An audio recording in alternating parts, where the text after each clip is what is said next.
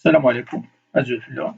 Bonjour à tous et à toutes. J'ai le plaisir de vous retrouver dans cette nouvelle vidéo qui sera consacrée à la première partie du droit commercial.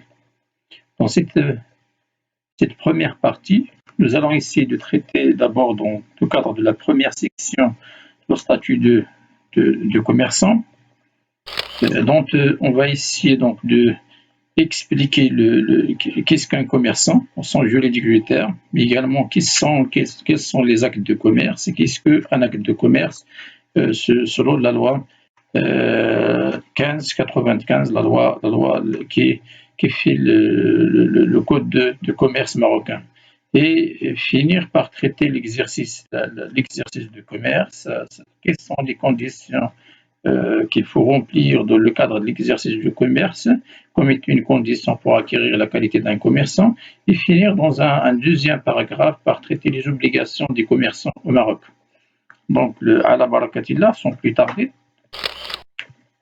on va commencer cette première vidéo par une introduction générale sur le droit commercial, mais une introduction concise. En fait, le droit commercial, ça fait partie de la branche du droit privé et très précisément, ça concerne l'ensemble des règles juridiques qui régissent et organisent les actes de commerce d'abord, mais également les rapports entre les commerçants. Les principales sources de droit commercial au Maroc, ou bien les principaux textes juridiques qu'on applique en cas de différend, bien de litige qui a un rapport avec cette matière de droit commercial, c'est-à-dire les actes de commerce et les commerçants, sont d'abord le code de commerce formé par la loi 1595 d'Ahir le 1 août 1996, mais également se réfère le code des obligations de contrat comme étant donc un code civil. Le Daher de 1913 modifié à plusieurs reprises et surtout donc la loi 95-05. Alors, concernant le statut de commerçant, déjà la première des choses, le code de commerce marocain ne définit pas exactement le commerçant, alors que dans le code français, on a bien défini le commerçant dans le cadre de l'article 1 de le code de commerce français. Et dans ce cadre, le commerçant, ou bien les commerçants, sur l'article 1 du code du commerce français, sont ceux, c'est-à-dire des personnes qui exercent des actes de commerce. Regardez donc, il faut exercer les actes de commerce, c'est-à-dire les commerçants sont ceux qui exercent les actes de commerce et en font leur profession habituelle. C'est-à-dire en France, un commerçant, c'est quelqu'un qui exerce des actes de commerce, mais qui fait de ces actes de commerce sa profession habituelle. Maintenant, au Maroc, on se réfère généralement à l'article 6, 7 et 8 pour expliquer ou bien tirer une conclusion, tirer la définition d'une manière indirecte, pour définir d'une manière indirecte le commerçant. Se réserve bien évidemment les dispositions du chapitre 2 et ainsi de suite qui sont relatives à la publicité au registre de commerce, c'est-à-dire il y a une obligation d'un commerçant qui est la publicité commerciale. Donc la qualité de commerçant s'acquiert par l'exercice habituel ou bien professionnel des activités suivantes. On va voir dans le cadre de l'article 6, le législateur marocain il a énuméré, il a dressé une liste de 18 activités dans le cadre de l'article 6 qui composent les actes de commerce terrestre au Maroc et des actes de commerce par nature. On va revenir sur ça. L'essentiel pour nous, c'est on mobilise généralement l'article 6, 7 et 8, surtout leurs introductions, pour tirer d'une manière indirecte la définition d'un commerçant. Donc, sur l'article 6, 7 et 8 de la loi 1595 au Maroc, un commerçant, c'est quelqu'un qui exerce d'une manière habituelle ou bien professionnelle des activités commerciales ou bien des actes de commerce. Maintenant, quels sont les actes de commerce? Qu'est-ce qu'on entend par l'acte de commerce? Il est à noter que aussi bien l'acte civil que l'acte de commerce, il n'y a pas une définition précise au niveau de le code de commerce marocain, mais également c'est pareil au niveau de le code de commerce français. Donc il n'y a pas des définitions précises de qu'est-ce qu'un acte de commerce et qu'est-ce qu'un acte civil. Donc, il y a plusieurs tentatives, plusieurs théories générales qui ont essayé donc d'expliquer la différence entre les deux. Mais si toujours n'importe quelle théorie donc finit par bien évidemment montrer un certain nombre de limites. Par exemple, il y a de la théorie basée sur des critères économiques. Par exemple, la spéculation comme étant la spéculation et la recherche de profit comme étant un critère de distinction. C'est vrai, donc, les actes de commerce sont spéculatifs, mais également, lorsqu'on exerce, on cherche le profit. Mais il y a des actes civils au Maroc dont le même critère peut être appliqué.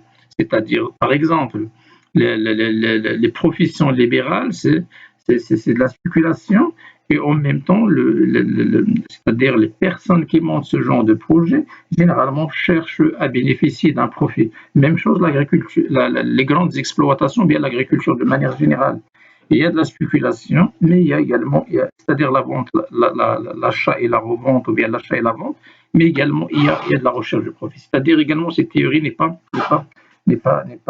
complète, n'est pas parfaite pour trancher. Même chose pour la théorie juridique, c'est-à-dire donc qui considère les actes de commerce comme étant des actes qui s'exercent sous une organisation bien déterminée qui est l'entreprise. L'entreprise existe dans les actes de commerce, mais également elle existe dans les actes civils. Donc, qu'est-ce que le législateur marocain donc a fait pour trancher? Donc, il a arrêté donc une liste exhaustive, relativement exhaustive, des actes qui peuvent être considérés comme étant commerciaux, des actes qui ne font pas partie de ces listes ne sont pas commerciaux, donc ils sont civils. Alors, donc la commercialité d'un acte de commerce selon le code de commerce marocain, donc a aux éléments suivants. Donc, j'ai 3 éléments essentiels. D'abord, les actes de commerce qui sont par nature, un certain nombre d'actes, un certain nombre d'activités par nature, donc ils sont commerciaux ou bien commerciaux sans parler d'actes. Il y a également certains actes qui sont par la forme, ils sont considérés, par leur forme, ils sont considérés comme commerciaux. Et également par accessoire, certains actes, même s'ils sont civils, lorsqu'on les tient d'une manière dans un cadre général et absolu, donc ils sont civils, mais lorsqu'ils sont exercés accessoirement à un acte de commerce, donc ils sont considérés comme étant actes de commerce par accessoire. Donc ici, donc, par nature, donc on distingue entre d'abord les activités terrestres, les activités qui s'exercent sur terre. Donc l'article 6 définit ces activités sont au nombre de, une liste exhaustive, ils sont au nombre de 18.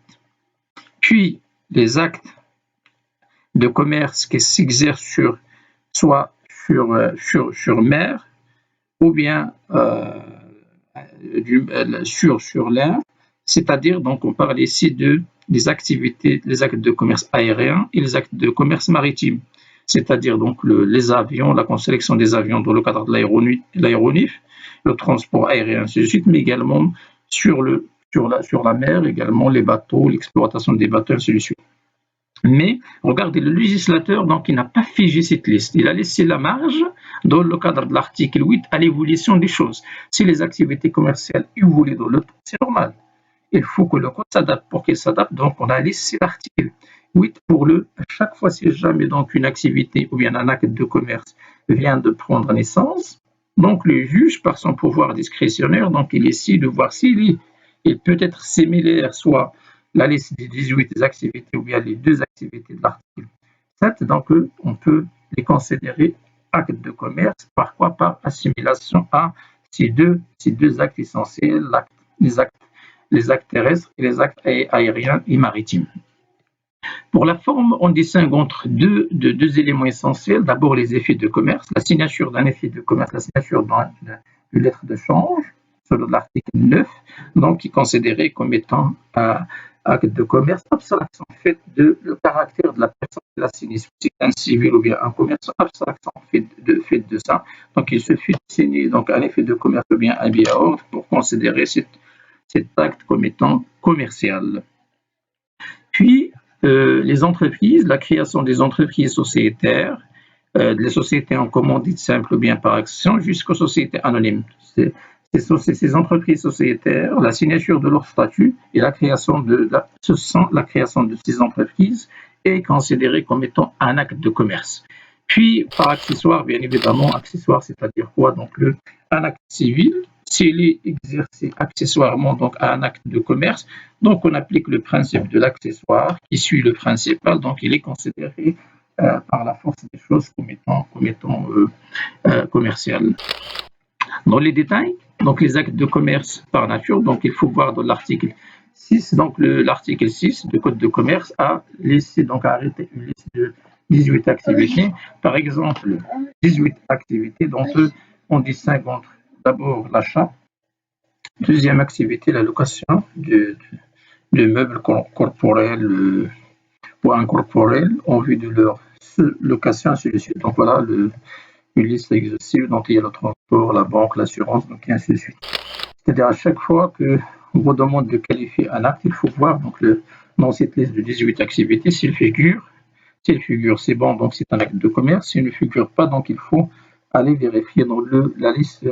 Donc il faut appliquer l'article suivant, c'est l'article 7. Alors donc il s'ajoute par ailleurs à cette liste donc toutes les opérations de l'article 7 portant sur les navires, les aéronefs, c'est-à-dire les avions et leurs accessoires, voilà, et rattachant également à leur exploitation. Puis, sur l'article 8, donc on a dit que la qualité de commerçant s'acquiert également par l'exercice habituel et ainsi de suite. Des actes de toutes les activités pouvant être assimilés aux activités énumérées dans l'article 6, c'est-à-dire donc cet article 8 permet d'adapter toujours les nouvelles activités, donc d'adapter le code de commerce à l'évolution des actes de commerce, à l'évolution de la vie commerciale. Aussi pour les actes de commerce par nature, donc pour les actes de commerce par la forme, donc ils sont selon l'article 9, ils sont au nombre généralement de 3, ou bien 2 globalement les effets de commerce dans la lettre, donc il y a de la lettre de change et le billet à ordre signé par un non-commerçant. Voilà, donc et également la création des sociétés, des entreprises sociétaires, tout dépend donc l'abstraction faite de sa forme. C'est une société de personnes, bien de capitaux, donc l'essentiel, c'est une entreprise sociétaire, donc une fois qu'on signe la signature des statuts de ces entreprises donc, est considérée comme étant un acte de commerce. Et on finit par l'acte de commerce accessoire sur l'article 10 pour réaliser une cohérence juridique. Donc, le législateur donc, elle a prévu dans cet article que également sont également réputés actes de commerce les faits et les actes accomplis par les commerçants à l'occasion de son commerce. À l'occasion de leur commerce, sauf preuve contraire, sauf s'il y a donc une stipulation contraire, une loi qui qualifie donc un acte civil d'une manière absolue sans rapport avec les conditions de l'exercice. L'essentiel que si on exerce une activité considérée civile, s'il est exercé par un commerçant dans le cadre de l'exercice de son activité principale, qui est l'acte de commerce, donc il est considéré comme étant acte de commerce par accessoire, parce que donc on applique le principe de l'accessoire qui suit le principal. Sauf bien évidemment, stipulation contraire, sauf s'il existe une loi qui détermine, donc qui considère un acte par excellence donc civil, quoi que ce soit les conditions de l'exercice, donc là, c'est autre chose. On n'applique pas cet article 10, on garde toujours le caractère civil de l'acte. Ce sont des cas rares. Ainsi, un acte de nature civile est regardé comme commercial par accessoire lorsqu'il a lieu pour les besoins ou à propos de l'exercice d'un commerce.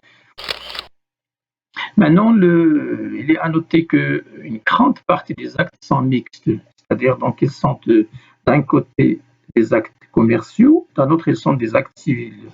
Alors, un acte mixte, c'est l'acte considéré civil à l'égard de l'une des parties, mais commercial à l'égard de l'autre partie. C'est le caractère et la caractéristique d'une grande partie, soit pour ne pas dire donc de la majorité des actes de commerce. Lorsqu'un particulier achète un bien d'une entreprise, de point de vue de l'entreprise, c'est un acte commercial, mais de côté de particulier, c'est un acte civil. Donc là, regardez donc la mixité. Le problème, ça concerne par exemple ici un prêt consenté par une banque à un particulier. De point de vue de le particulier, c'est un acte civil, mais de point de vue de l'entreprise, la banque, c'est un acte commercial. C'est un acte commercial ou bien un acte de commerce. Maintenant, les conséquences. Quel est le problème que pose la mixité donc, et ce caractère hybride des actes? Donc, la première des conséquences, en cas de différend, en cas de litige, opposant les deux parties, opposant par exemple un client d'un opérateur téléphonique, un particulier donc d'un opérateur téléphonique. Qu'est-ce qu'il faut? Donc, la première des problématiques, donc, quels sont les modes de preuve admissibles? Est-ce que les modes de preuve ou bien les moyens de preuve les personnes sont libres à apporter n'importe quel moyen de preuve, c'est le cas dans les actes de commerce, ou bien donc il faut précisément donc un acte de preuve, un moyen de preuve écrit. C'est généralement le caractère des actes civils. Également la compétence, c'est-à-dire le régime juridique général applicable ou bien à appliquer. D'abord la compétence de la juridiction, est-ce que les deux parties aient droit de saisir les juridictions civiles ou bien les juridictions spécialisées qui sont commerciales. Donc, regardez, donc, c'est pour cette raison, il est important de signaler cette mixité, ces caractères hybrides des caractéristiques. Et donc, pour trancher, la réponse se trouve dans l'article 4 du Code de commerce. Regardez, selon l'article 4 du Code de commerce, lorsque l'acte est commercial pour un contractant et civil pour l'autre, c'est-à-dire ici l'acte est mixte, les règles de droit commercial s'appliquent à la partie pour qui l'acte est commercial, c'est-à-dire les règles le régime commercial, aussi bien donc le code à appliquer et la compétence d'attribution ou bien territoriale d'un tribunal, donc il s'applique uniquement à celui pour qui l'acte est commercial, c'est-à-dire ils ne peuvent être opposés à la partie pour qui l'acte est civil, sauf, toujours, regardez l'exception, sauf dispositions spéciales contraires. Je reprends, selon cet article, la partie pour qui l'acte est civil, donc il a le choix entre un régime, c'est-à-dire il a de demander l'application d'un régime juridique civil, comme il a le droit de demander également l'application d'un régime juridique commercial, c'est-à-dire en termes de le code, applique également le tribunal à saisir, donc il a le choix entre le tribunal civil, c'est-à-dire de première instance, ou bien il a le droit de première instance, ça dépend de litige. C'est un litige en fonction de le litige et de l'importance du litige. Donc, soit qu'il a le droit de saisir, il a le choix de saisir donc le tribunal de première instance ou bien le tribunal de première instance, mais commercial.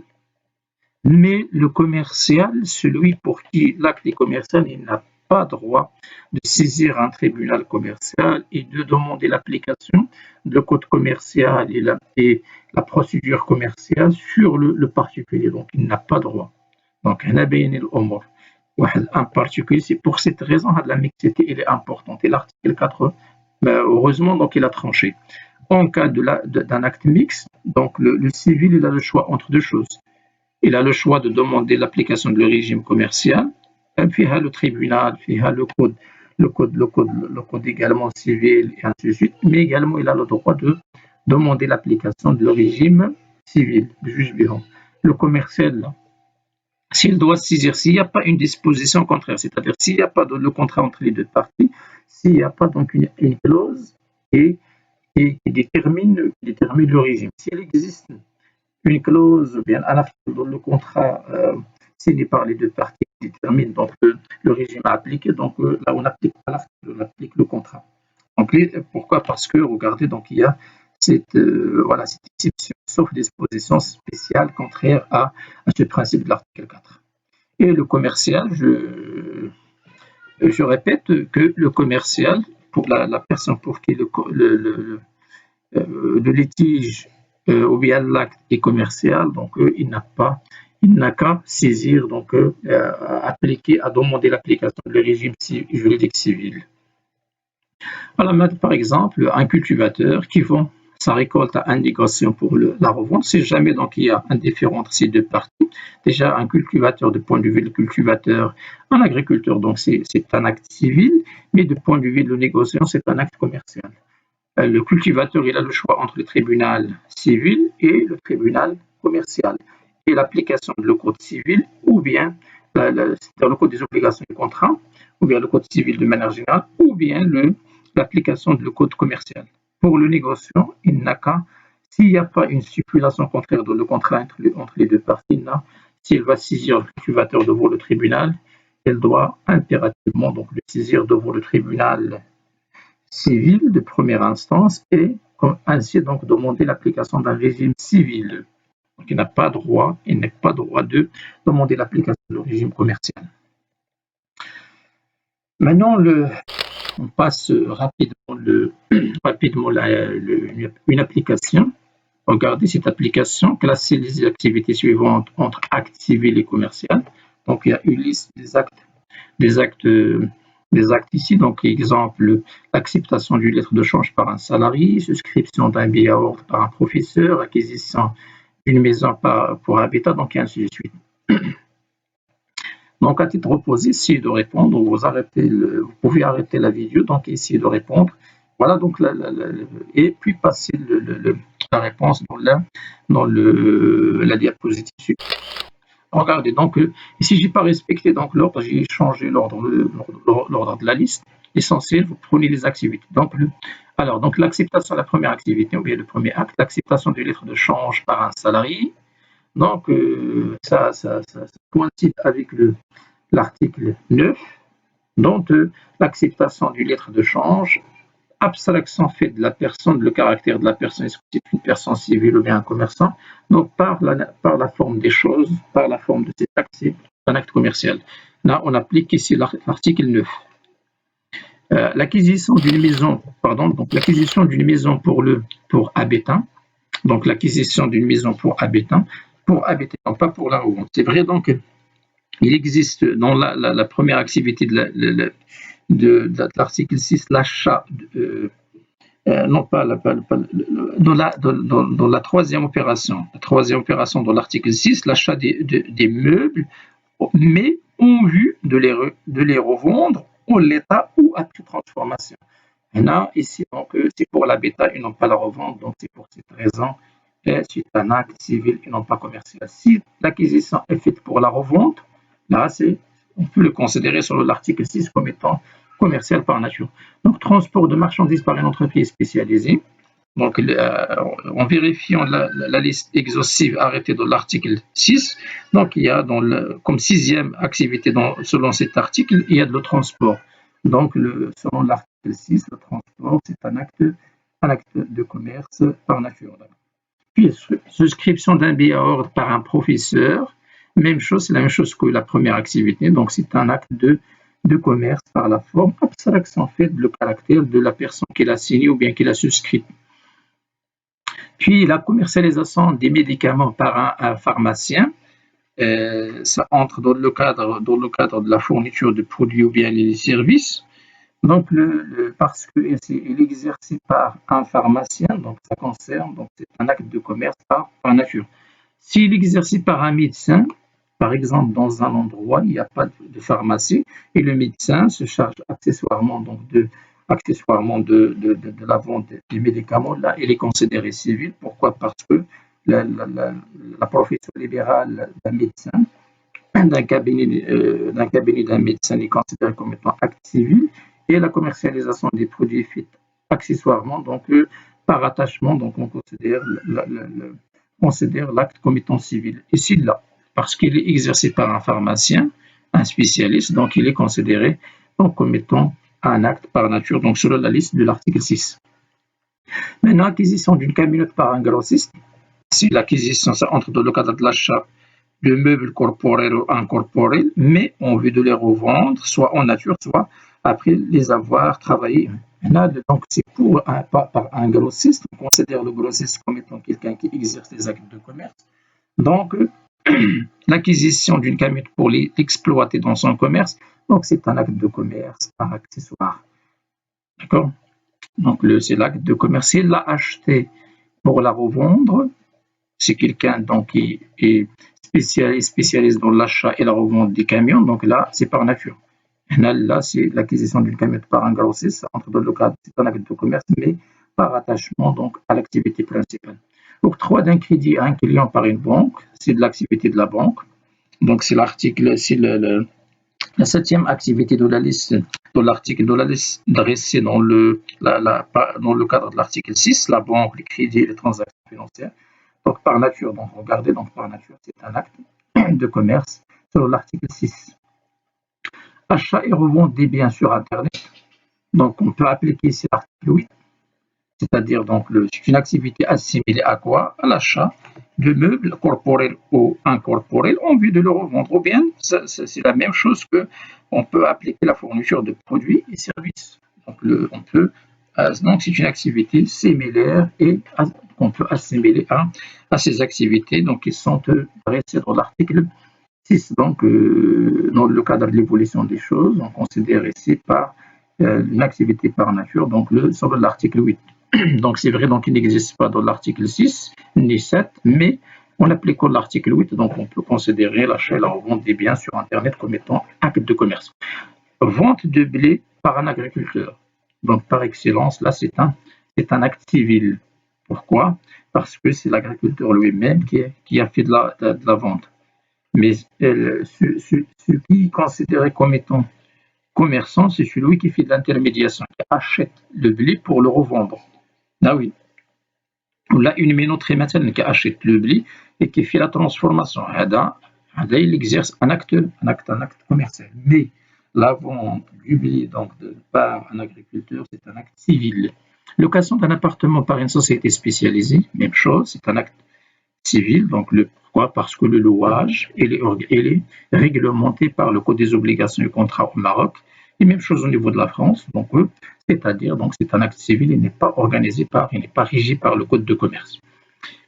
Puis, acquisition d'un réfrigérateur par un épicier de coin, il a acheté, supposons que l'épicier de coin, donc parce qu'il fait de l'achat et la revente des biens, surtout de l'alimentation, donc il a acheté le réfrigérateur pas pour l'utiliser pour le revendre, mais pour l'utiliser donc pour stocker garder donc les produits frais donc dans ce magasin.